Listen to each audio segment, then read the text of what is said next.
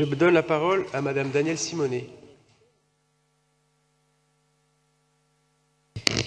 Alors, moi, j'avais un a priori favorable à la sectorisation multicollège pour contribuer à la mixité, puisque l'Académie de Paris est la plus ségrégée de France. Maintenant, si l'Académie est la plus ségrégée de France, c'est bien parce que nos quartiers, hélas, bien souvent, sont peu mixtes socialement. Bon.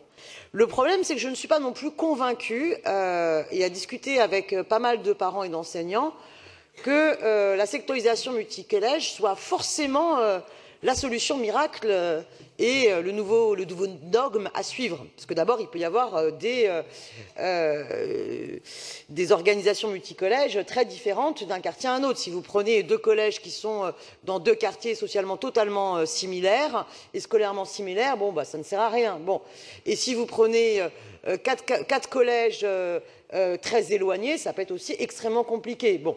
Et on entend aussi qu'il faut à la fois, certes, avoir une mixité scolaire, c'est intéressant, mais aussi bien aussi d'avoir une mixité d'âge, hein, et que c'est aussi des éléments à prendre en compte, et que les élèves de 6e puissent être aussi avec d'autres niveaux, 5e, 4e, 3e. Bon.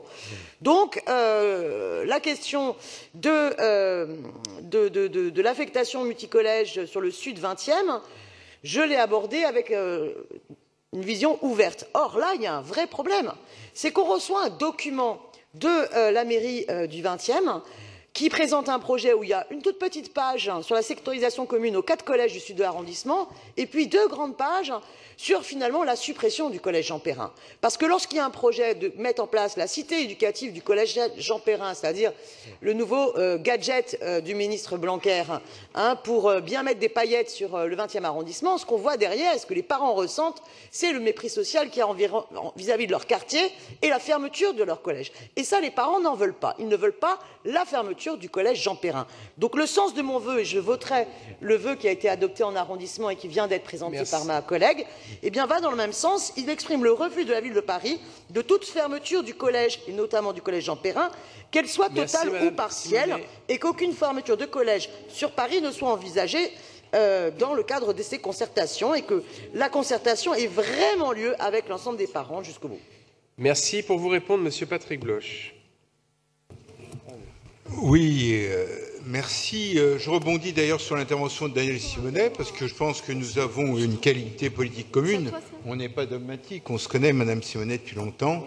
Et donc, moi, je ne porte pas ici le dogme du secteur multicollège comme solution miracle à la mixité sociale et à la réussite éducative. J'essaye d'avancer.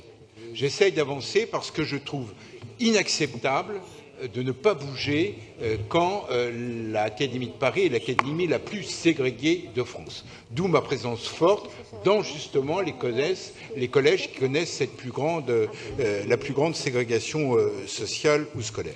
C'est la raison pour laquelle je me suis rendu à 2 reprises à Jean Perrin, à l'hiver dernier, il y a plus d'1 an, et le vendredi précédent à la rentrée scolaire, où j'ai accompagné Anne Hidalgo, qui a rencontré à cette occasion l'équipe enseignante, que je salue, qui est une équipe enseignante super motivée. Il y a une nouvelle principale qui a redressé le collège, et j'ai eu à cette occasion la possibilité de dialoguer avec des parents d'élèves, avec lesquels on a eu des échanges extrêmement passionnants pour moi. Je vous dis ici, chers collègues, mon attachement au collège Jean Perrin, qui est peut-être le collège auquel j'ai porté le plus d'attention depuis le mois d'octobre 2017, où la maire de Paris m'a confié cette délégation. Donc, la sectorisation multicollège, si elle se met en place dans le 20e arrondissement, ou plus exactement dans le sud du 20e arrondissement, quelle que soit la solution qui sortira de la concertation actuelle, ne se fera pas sur le dos de Jean Perrin. J'en prends l'engagement devant vous aujourd'hui. Et c'est la raison pour laquelle je porte un vœu de l'exécutif qui nous amène à prendre en compte, je vous le demande instamment, en tant qu'élus, quel mauvais exemple nous donnerions de nier ou de négliger la concertation qui est en cours. Je souhaiterais que la concertation aille à son terme et au mois de février, on se retrouve, parce que de toute façon, la sectorisation pour la rentrée 2019, c'est nous, élus du Conseil de Paris, qui la voterons en février 2019.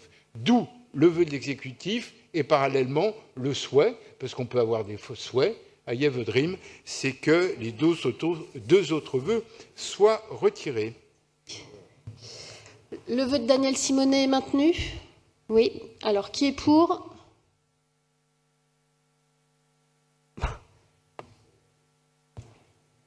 Qui est contre?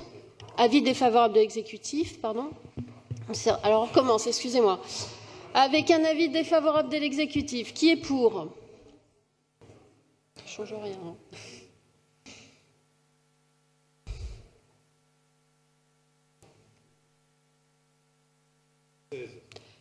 Qui est contre?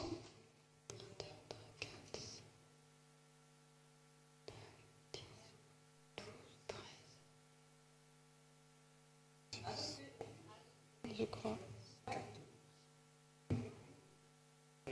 13. Il est adopté.